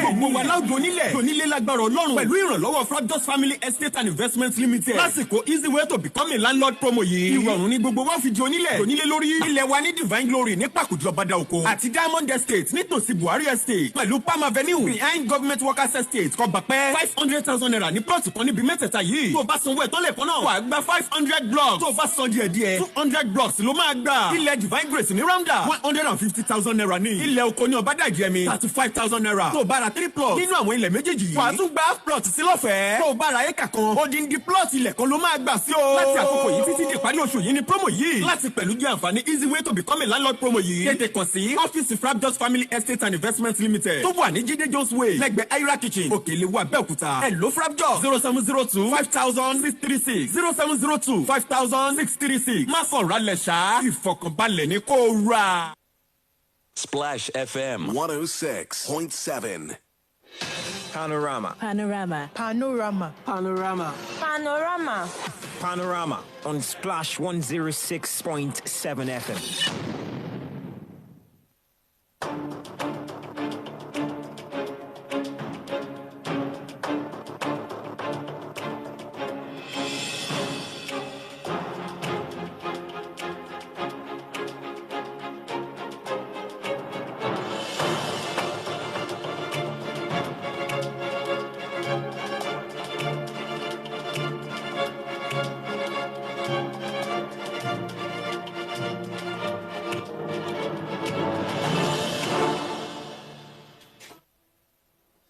Okay, thank you very much for staying with us. Panorama is still live on Splash 106.7. We're on the second segment of the show. We call it From the Pages. And we've looked at a few of the stories that the papers have reported for this morning. And we can look at one or two more and then pay attention to you via social media. I mean, see some comments coming through still. I'm sure WhatsApp also has some comments, and we'll get to Facebook. We do. And we'll get to the phone lines in due course as well. Well, this is not part of the stories I have here, but I overheard you reading that the National Assembly has confirmed Kehinde Damilola now as the substantive CJN. The former CJN, Tanko Mohammed, left in a rather, some would say, sad note. Even the one before him, Walter. Right, Walter Onohen, I recall that. So the question is the role of the CJN. Many have also talked about how the judiciary maybe is not living up to the expected billing. Let me use that way. Can the CJN put the judiciary in order? Does a whole lot rest on him for an effective judiciary system? Well, leadership matters a lot in any organization. Although followership too matters. But it is the tempo of the leadership, the persona of the leadership, his antecedent trajectory, his level of discipline that determines it. Okay, look at Walter Onohen. How did he live? How did he live? Although people attributed it to politics. There was this Dubai meeting of Atiku and all the rest of them, and they saw his photograph and all that, and that started this problem. Then this one, there were two issues. Health issues, according to him, but the real issue is that 14 justices, protested and other over treatment of the judiciary, especially the judicial officers. And that's where I'm going to begin, the question, the question you ask. That's the basics. Because if you look at the judiciary elsewhere, talk of America, even in America, they choose people there through the ideological leanings. If they are right or left or middle, because they want balance. When there is an issue that has to be decided based on ideology, there is somebody to throw the final ballot. I mean, look at divorce in America. Right. Look at the issue of gun running in America. Gun control and gun possession in America. Look at it. So they choose it there. But in our own case, we have not done much, for our judicial officers, especially at that level. Some of them still write in the longhand. The salary is so poor that they can, they can be bribed. I mean, I've seen cases there are so many cases, that were treated on issue of technicality. That's right. Although the former Onogen spoke against technicality, and even Tanko Mohammed spoke about technicality, because when you use technicality, you are not treating the matter. It's like cutting the corners, and it's not good enough. It can make the difference. It depends on how he's able to use the auspices of the law, the instruments of the law, to put things right in the judicial. And 2015, Association of Justice Act, did a lot in terms of even the length of time, you treat a case. In fact, people praise our judicial system today. They have forgotten that hitherto, and in Oshun, Oyinlola stayed there for over 3 years before he was thrown out. Right. Oni and others too, because the cases were adjourned on technicalities. And that was what the law now says, only 180 days. After 180 days, the cases. So it depends on the head. It can do a lot to ensure that these laws are amended to fast track the judgment. And there are so many areas too, even in terms of number, and even the number that we are taking in. What is the qualification of that number? I mean, some of them are Sharia oriented. Right. I mean, they are not, they are not so well read, to the way you think they can. Look at the past. Look at the father of this justice who headed the truth and yes, Oputa panel. Look at Oputa. And so many of them that were so very good, you look at the West, they were there. You look at the East, you look at the North, they were there, who stood above all others. In fact, the first person to look at the corruption in this country, in the judiciary, recommended over 36 judges, to be removed. But unfortunately, I think the coup saved that group at that point in time. So we had good, fantastic judges in the past. Some of them are now too, who can stand up. But because of the treatment given to them, because of the need technology, you don't give it to them. They need an atmosphere. Because when you give money, when you make life comfortable for somebody, a judicial officer, he will not be tempted. So I think that is it. Back to your question. The persona of that man makes a difference. Then how cerebral he is. Then his knowledge of the judiciary, what should be done to them, and how to get that money. For instance, before, judges used to depend on the executive for their whatever they need, cars, the house, everything. But now, I think at the federal level, they are on first line charge. Even in the states, they should be on first line charge so that they are not looking at the body language of any governor or of the president to determine a case. Cases are determined on their merit. So let's just see. Well, he has a good record. Ariwola, he has a good record. He's well read, and he's been there all along. It's never been controversial and all that. And I think let's hope he's going to make the difference. All right, I think we can head to the comments right now because they seem to be pouring in this morning. Morning House, Pastor Dayo Ogumade. Alhaji Atiku is a desperate politician. The Northern Bloc in the party was not to present a presidential candidate. Yet he went ahead and contested. He is yet to get the inclusiveness attitude. Someone that couldn't listen to his party members while he's still an aspirant. What will happen if he becomes the president? Will he listen to Nigerians? About ASU, I've said it before, ASU has no power and moral right to demand for salaries they never worked for. So they thought whether we end the strike or not, anytime we go back to work, we'll be paid. No, now they're losing out. On debt forgiveness, I laugh Ondo laugh when I heard our president say this yesterday. What happened to the recovered Abacha loot?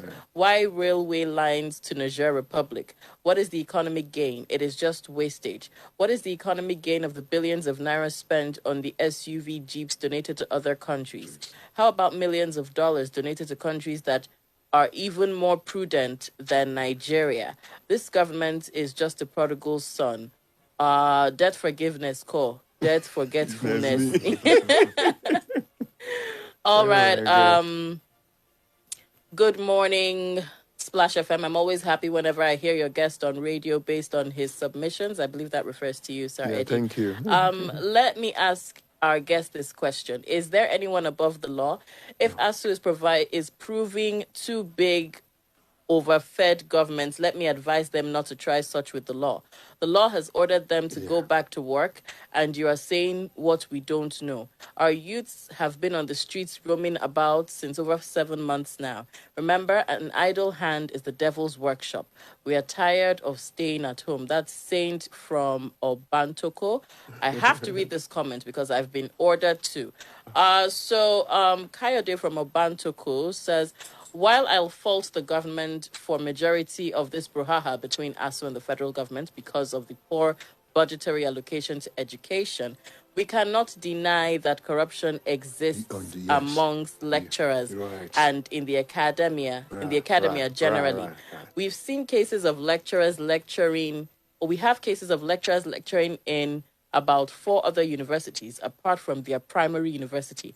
We have cases of directors of centers in universities siphoning the grants meant for postgraduate students, and students dare not talk except they want to be dealt with, and you know what that means. Or is it during recruitment when they will not advertise because of personal interest, like bringing in wives, siblings, children, friends, and so on?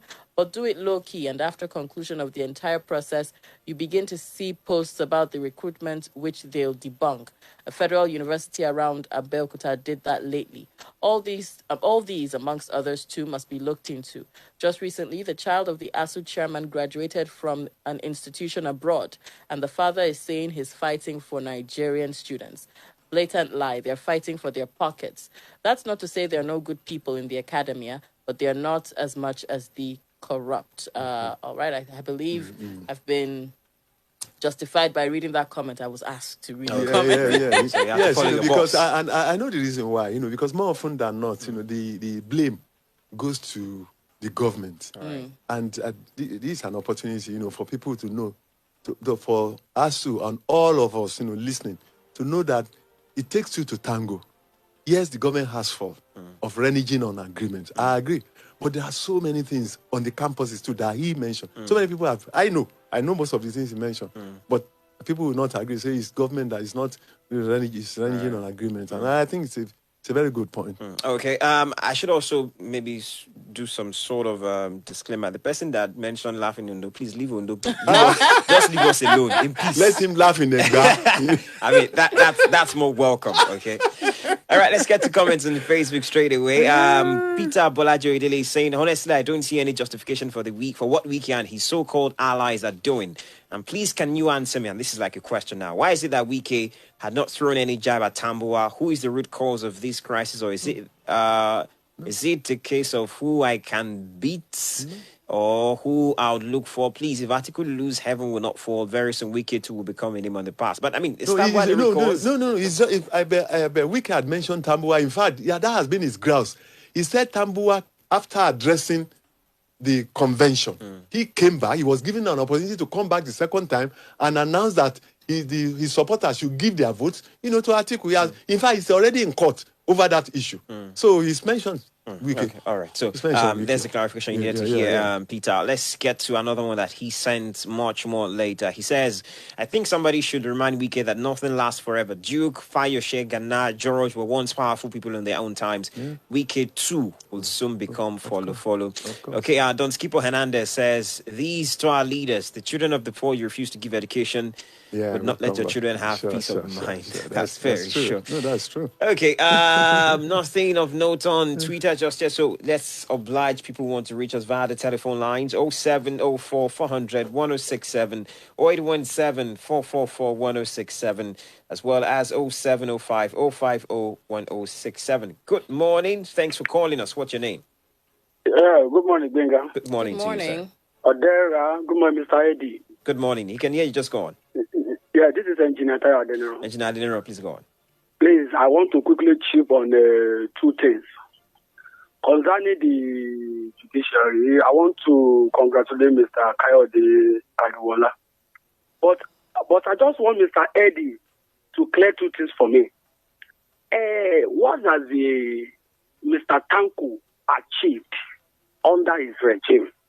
Because we have so many things that are covered up till now, from the issue of these kidnappers, Chukwumerejo, or what do we call his name? Evans. The issue of answers, those are our children that were killed at the toll gate. Nothing has come out from this very man, this Mr. Tanko. Second one, on the issue of our students. I think 2 days ago or 3 days, Mr. Bajamila said they want to have a meeting with some people. What are the outcome of the meeting?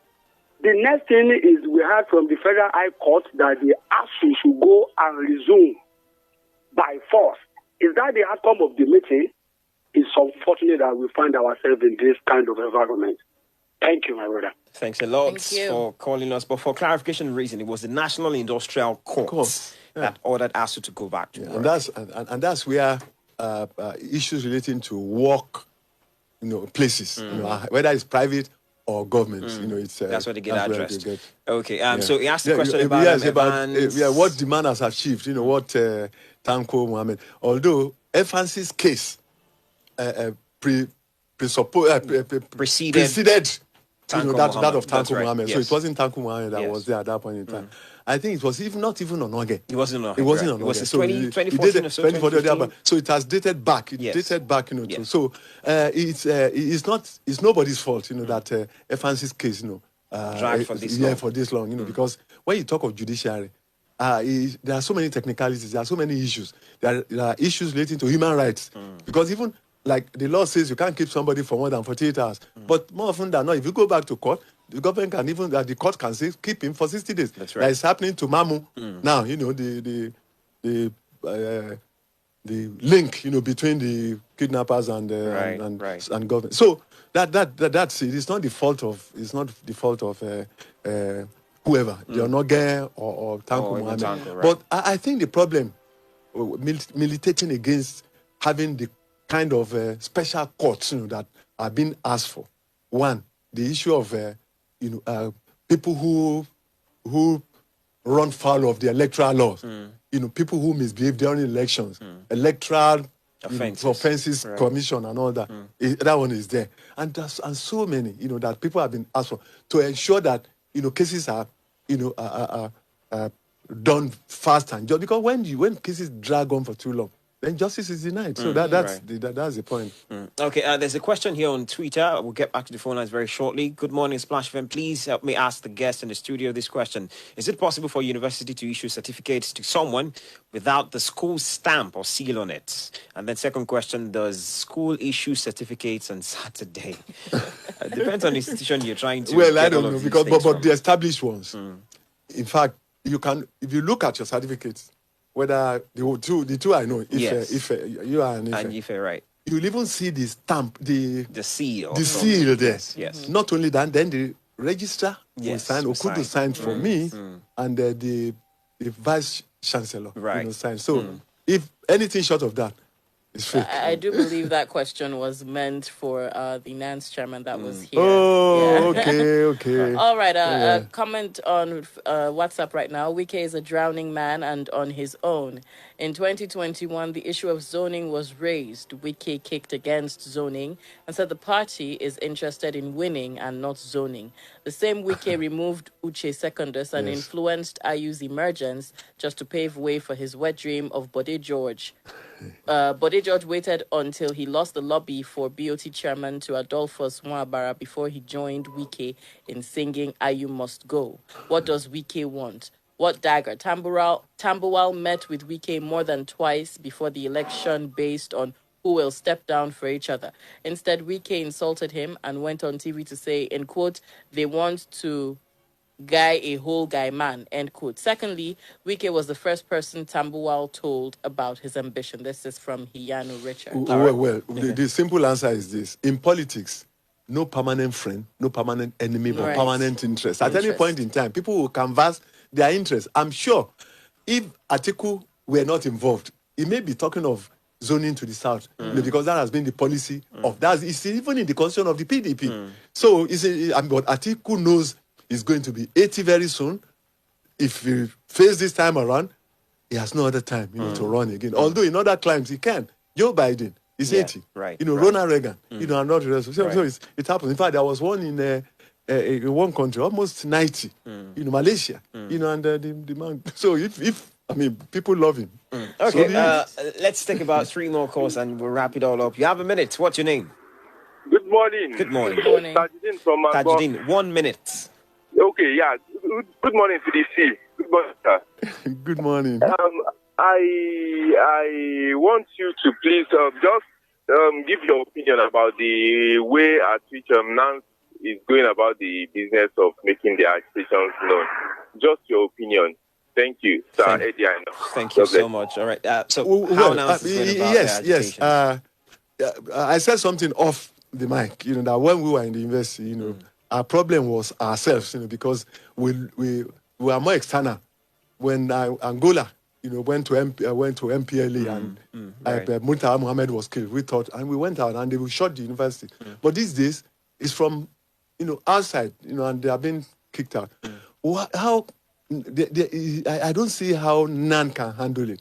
The way NAN is handling this is okay because all they are saying, although they are punishing they are punishing other interests, citizens, right? But they just must feel they also make their views known to the government or even to their lecturers. So, but I think we should just be hopeful that in the next 2 weeks, I think something will happen, especially the Bajamia intervention, because he was with the Minister of Finance, was with the Labour Minister, was with the Attorney General, and with the Accountant General of the Federation. They want to sit down, the stakeholders, and make sure that they move money out. Okay, this might be our final call for this morning. Apologies for that. Do call again, 0817-444-1067, 0705-050-1067. That's what that's 0704-400-1067. Good morning. Hello, good morning. Good morning to you. What's your name? Uche, calling from Ado. Uche, please, 1 minute. 1 minute. Okay, let me do something with this anyway. You see, the judgment of the industrial court yesterday, as you see the state, the federal government did not take them to that court to lose. The judiciary in Nigeria is the tool of the federal government, and before the federal government before they could take them to that industrial court, they have worked their way out not to lose. So you shouldn't expect to win in that industrial court. But whoever is given a judgment is being appointed by the federal government and being paid and everything.